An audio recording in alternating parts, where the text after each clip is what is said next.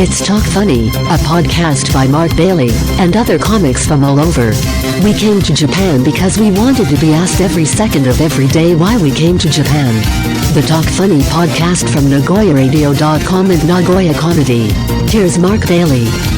And we're back with another edition of Talk Funny. Mike Miller's here. How you doing, Mike? I'm doing good. Yourself? Very good. We've lost a lot of comics over the past while doing podcasts, and they weren't saved. That's right. In the comedy world.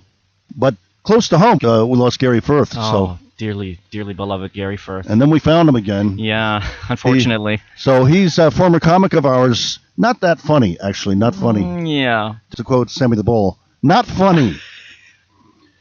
We had a lot of stories about him. We had these two really cute girls from Israel, and he told them they're not real Jews. So yeah, there's a lot of stuff like that. Bizarre stuff. It's like, well, Gary, you're not real funny, so you should get along very well. He had a very politically correct act, though. I think it was a little too politically correct for us. Yeah. My Sharia law. Actually, that's my joke, but he did a similar Sharia. Yeah. He would do that as his finale. He had this.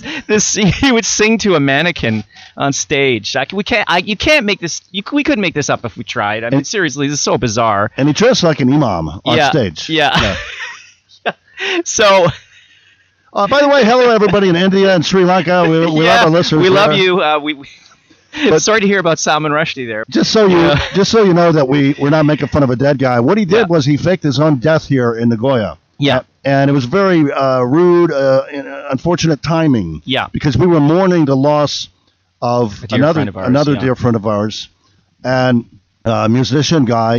He was just a mascot of Nagoya, and everybody was bummed out already. We were at the memoriam party, just kind of a wake kind of thing, and then we get texts like, "Is Gary okay? Is Gary okay? I can't get in touch with him. Gary's not all right. Gary's okay.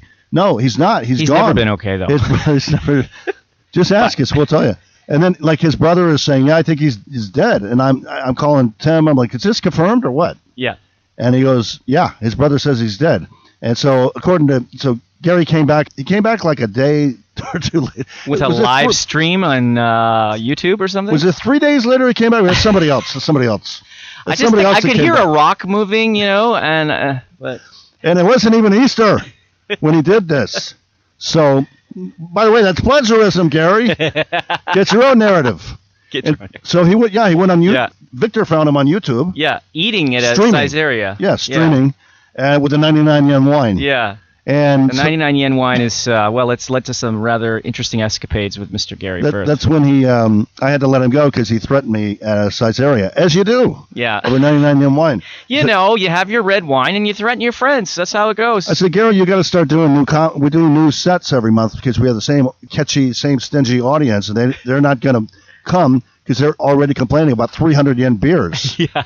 That's the Nagoya audience, the Gaijin audience. 300 yen's like $3. I'll go there. But I don't know why they're charging $3. Jesus Christ! You gotta buy a $3 beer. You could get You could get it for $2.30. Yeah, at a convenience store. Jeez. Yeah, jeez. I mean, I have to. And you can look in the window of the convenience store. I mean, that's entertainment. I'm sitting through a comedy show, and I have to pay more than a convenience store. Yeah, it's a venue. How do they pay for the lights? It's like a pawn shop. The expert says, well, this artifact is worth $10,000. Mm-hmm. So Rick, the owner, goes, so how much you want for it to the customer? He's trying to sell it. I want $10,000. You heard the guy. That's what he says it's worth. Yeah. I'm not going to be selling. I'm going to sell it for $10,000. Yeah. You see these people walking around? They work for me. You see the lights? Feel the air conditioning? That's not free. Yeah. I can't pay you $10,000. Yeah. I'm going to have to pay you, I'd say, $7,000. Yeah. Why? But it's worth $10,000. Yeah. Okay, then you open your own pawn shop in Las Vegas, and you hire 18 people, and you get a TV show. Yeah. And then you can get the $10,000. Exactly. They asked Rick, like, why are you being so greedy? He goes, no, it's business. It's like, I can't just pay you what it's worth. Right. It's $10,000. I'm going to pay you $7,500. I'm going to have to clean it up. It's going to sit here for 3 months to 3 years. It has to pay rent. Somebody, when they buy it, I have to hire someone to sell it to that person. And that person's making, a salary waiting for the customer to come in to buy these artifacts. So first the earth cooled. Let me tell you how commerce works. So no, but it's worth $10,000. Get out of here. Get out of my store. So what were we talking about? Yeah. About Gary. Yeah. So I said, you got to do new sets every month. And he said, well, I'm not going to do that. And I said, well, you have to. And he goes, I don't have to. And I said, yeah, you have to. He goes, I'm just going to keep doing my old set. And I said, no, you're not. I said, let's call the boss. Oh, wait, that's me. I can call myself on my phone. And he goes, you want to take it outside and settle it? And I said, it's settled, Gary. There's nothing to settle. And he goes, we'll take it outside. I said, fight about what, Gary? Fight about what? So you're going to beat me up and then I'm going to rehire you?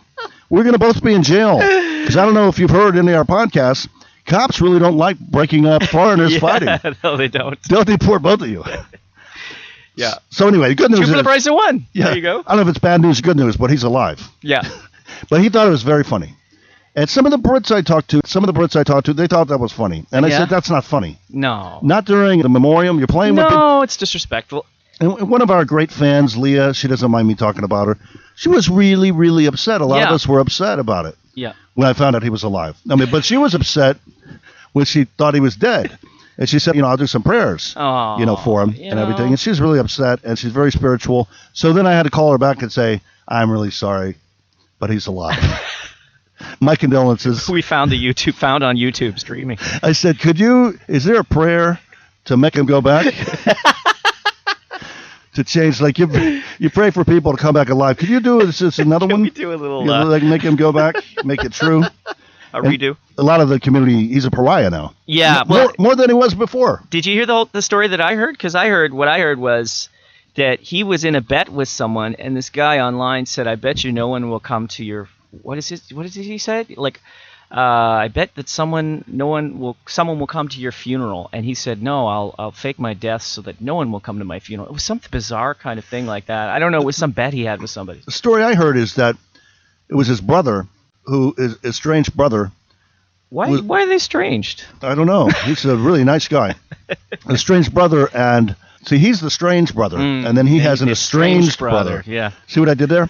And so apparently Gary had lent him money, a lot of money and everything, and he said, the guy's ungrateful, and I bet if I die, he won't even come to Japan to my funeral. Oh, that was it. So it's the thing with it. So, maybe, I don't know, Gary, I'm not an expert on social media, but maybe keep that in the family. Because everybody in Nagoya, now, they kind of hate him. It's like, Gary's alive. Yeah, thanks for the bad news. Yeah. The sad thing is we saw him like just a few weeks before that at a festival here, and you guys actually kind of buried the hatchet, not inside each other, so that was really good. Yeah, we hugged. Yeah. We made up. I thought everything was cool, and I said, you still can't work for us, but we're on good terms. You're welcome to come to a show, but I'm not going to let you do open mic or anything because you're not funny. And he's unintentionally funny. Yeah, so we made up and everything, and then it was just 2 weeks later. Yeah. And it was just really bad timing. It's just really bad timing that he pulled that. Mm.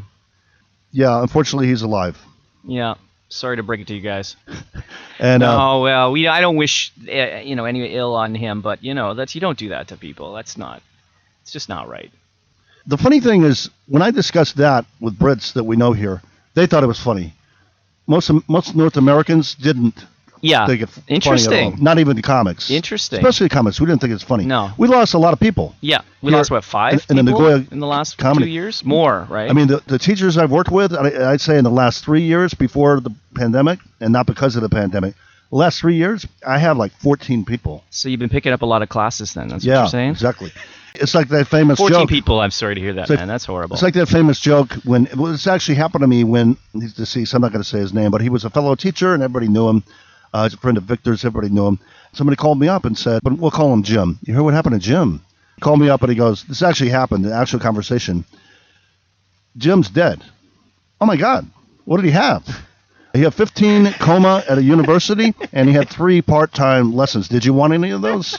Because that's the way part-time teachers think. It's like, what did he have? No, why did he die? It's like vultures at the funeral. And, hey, do you know if his wife is looking for... What do you have? He had 2 mistresses on the side, and he had a pet dog. Do you want a dog? I heard of that, though. I've heard of a funeral. I think this was Timmy told me. He was at a funeral where literally, this is how disgusting it was. They're at the funeral, and guys are trying to pick up his wife. Can you imagine that? Like, come on, give her at least an hour, We saw something similar to that with our dear friend, the musician. Yes. Scourge, we will never speak his name. His name can't be spoken because he will troll you. We were quite angry to see this guy. He's a very famous troll. thief, homeless. Jack of all trades. He cost me business with a major automotive company here. You probably never heard of him. Starts with a T. I never heard of that. Toyota. That was a good contract. He lost me the contract. He lost me a wedding venue because he didn't show up for a wedding that I hired him for. Anyway, we show up. We're grieving. Yeah. We really, really liked this guy that passed. And there he is with the widow. Yeah. And, Hovering. by the way, there's cash donations sitting around. I told Tim to tell one of the ladies, nice ladies, Organizing who's been at our show one time and Yes. will never come back. She needs to know this. First of all, hide that money and watch out for that guy. He's a leech on the widow because what he does is he finds MILFs and widows and he lives with them and he steals their jewelry. Seriously.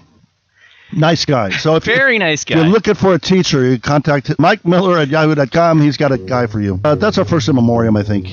And happy ending, depending on if you knew him. If you knew him, it's not a happy ending, but he's alive. He's alive. This has been Mark Bailey and Mike Miller on Talk Funny.